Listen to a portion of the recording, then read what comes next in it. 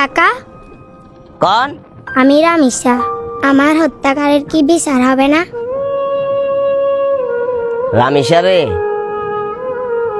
এমন একটা কঠিন প্রশ্নের সম্মুখীন আর লাগছে যে প্রশ্নের উত্তর আজ জানা নাই।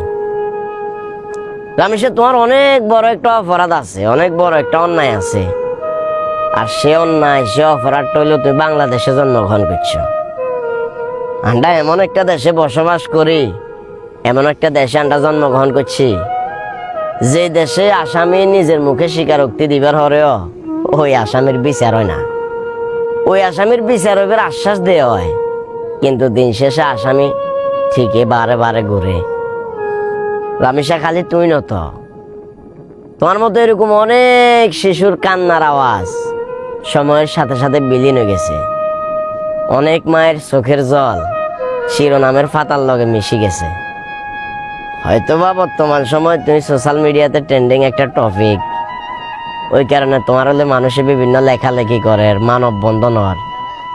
সবচেয়ে দুঃখজনক বিষয় গিয়ে জানা নেই, নির্দিষ্ট একটা সময়ের পরে যখন নতুন করে আরেকটা ট্রেন্ডিং টপিক আইব, সাথে সাথে আমরা বাঙালি জাতি তোমারে বলি যাবো। তোমার খুনি কিংবা অপরাধী যে আছে হেও শাস্তি হয়তো না, কারণ পূর্বে এরকম অনেক ঘটনার শিকার হয়েছি, অনেক ঘটনার সাক্ষী হয়েছি। যথেষ্ট পরিমাণ প্রমাণ, যথেষ্ট পরিমাণ সবকিছু থাকার পরেও আসামির কোনো বিচার হয় না। রামিসা, এই দেশে মানুষের কোনো মূল্য নাই, এই দেশে মূল্য আছে মামা খালুর। যার যত বড় হেডমালা মামা খালু আছে, সেই দেশে তত বেশি রাজত্ব করে।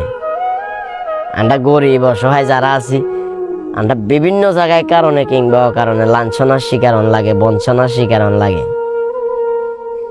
তুমি যে প্রশ্নটা আমরা করছো না, এই প্রশ্নটা খালি তোমার একান্ন, এই প্রশ্নটা আরো। রামিসা হত্যার বিচার কি আসলে হইতো না?